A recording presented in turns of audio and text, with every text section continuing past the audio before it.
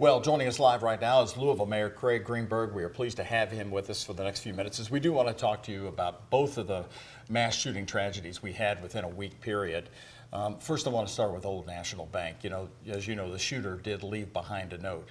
Can you tell us the contents of the note and what you have been told about a motive now a week later? So the police are still continuing the investigation, so I prefer not to get into the details on that. I am focused on the tragedy of that mass shooting, of the mass shooting that happened on Chickasaw Park on Saturday night, and really every act of gun violence that happens in our community, whether it's a mass shooting at a park, whether it's an individual shooting on a street corner, whether it's someone taking their life by gun for suicide. Each one of these acts is tragic and preventable. We can and should be doing more to prevent these tragedies from happening. Mayor, we know that you went to the scene at Chickasaw Park on that night. You went back the next day and you said we need to do more to make sure our parks are safer. You want more public safety measures. We've already seen more lights going up there. What are you thinking about implementing for this? Well, we are focused on a whole comprehensive approach to making Louisville a safer city. Some of that, of course, is investing resources in our police department and LMPD, but also things of investing in communities, like investing in new lights at Chickasaw Park, some other parks, investing in more cameras around our city, investing in more license plate readers. We think all of these help create a safer environment, help police do their job, help deter crime from happening. And we also need to invest in people and neighborhoods, particularly people that have been overlooked for our entire lifetime, helping kids, long-term strategies like universal pre-K, opening community centers more so that young adults and teens have places to go after school and on weekends for more educational enrichment, athletic opportunities, so that they don't start hanging out with the wrong people and fall into a life of crime.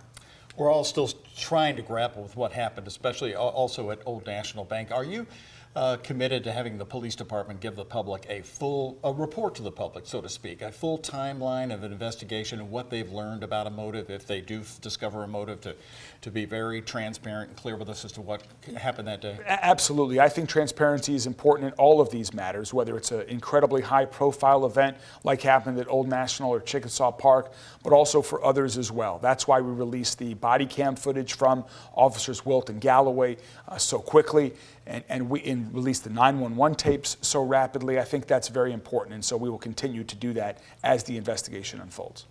We know changing Kentucky gun laws has been a priority for you. You talked about it before you took office. You have been working on it throughout. And now you're talking to state lawmakers about what can be done here. Can you give us a transparent look at where do those conversations stand? Are you hearing about what could be coming down the pipeline on this? I'm cautiously optimistic as we stand here today. I've spoken with lawmakers from across the state, some here in Jefferson County, some in other parts, both Democrats and Republicans. Everyone wants to do something. That's the good news. There's also an open-mindedness to do much more that has been done in the past. We all agree that doing nothing is not an option. We have to do something. And so I'm trying to focus on what can make a meaningful difference here in Louisville and what can get the support in our state Senate and state House to really get passed. So maybe some local autonomy. Let us do things in Louisville to deal with our unique gun violence epidemic, whether that might be a waiting period for first-time gun buyers, whether that gives us the ability, we've spoken a lot about, our ability to destroy weapons that have been confiscated, illegal guns, weapons that have been used to commit crimes, so that guns like the assault weapon that was used to fire at officers and kill 5 people last week at Old National Bank are never used again to commit another crime.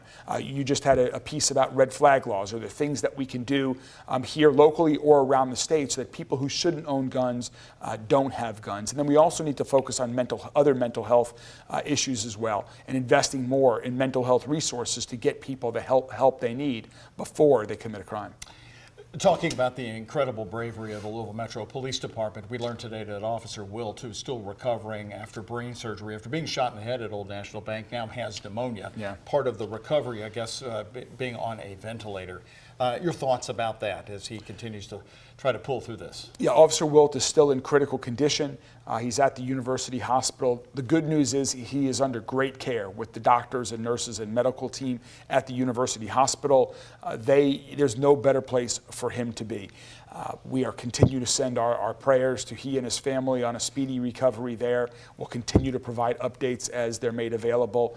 His family has had tremendous support from LMPD, from all of his colleagues, from our city government, and from our city. And I think that is helping them get through this as we continue to work for Officer Wilt's recovery.